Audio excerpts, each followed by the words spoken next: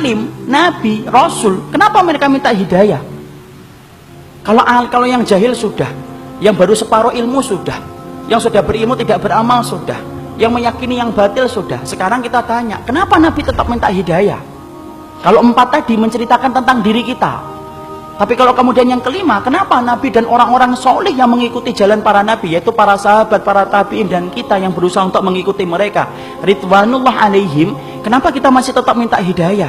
Karena belum tentu apa yang antum dapatkan kalau sudah benar itu menjamin antum itu meninggal dalam keadaan itu. Kita apa pernah menjamin bahwasanya kita akan mati husnul khatimah dalam keadaan iman? Siapa yang menggaransi iman kita? Tidak ada. Minta hidayah supaya Allah itu memberikan istiqomah setelah kita dapat ilmu yang benar. Bukankah Allah menunjukkan lembaran-lembaran kehidupan sejarah, banyak orang yang mereka itu bertabur iman di awal kehidupan, tetapi mereka matinya murtad. Bal'am bin Ba'urah, apa kurangnya Bal'am bin Ba'urah? Hidup pada zaman Nabi Musa, di mana doanya dikabulkan oleh Allah setiap waktu-waktu yang sempit dan terdesak. Sampai Malik bin Dinar berkata, "Kana mujabud da'wah fi syada'id." Kalau sudah bicara tentang Bal'am bin Ba'urah, Masya Allah, doanya selalu dikabulkan oleh Allah dalam keadaan genting. Kata Malik bin Dinar rahimahullahu ta'ala ketika menafsirkan surat Al-A'raf 175. Tapi matinya murtad.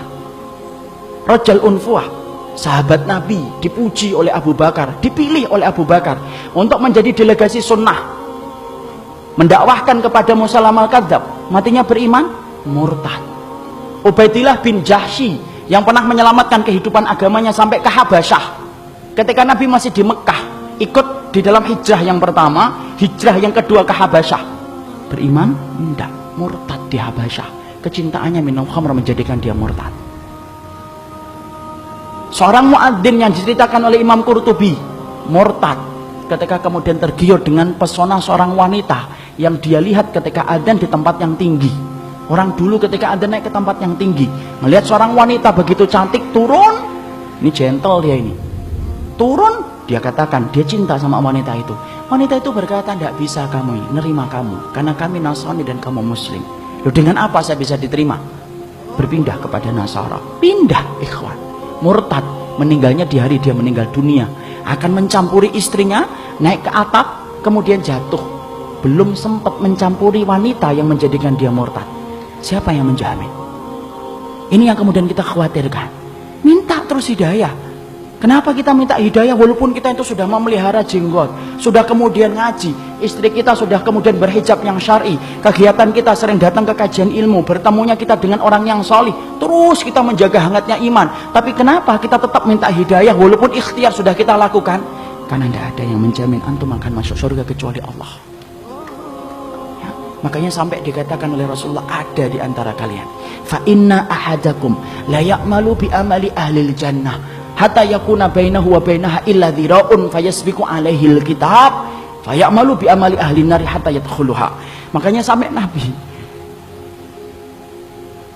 beliau bersabda, ada di antara kalian yang melakukan amalan surga sampai antara dia dengan surga tinggal sejengkal, tinggal sejengkal ikhwan. Satu amalan tak langsung masuk surga itu harusnya, tapi ternyata catatan takdir mendahului apa yang dia lakukan.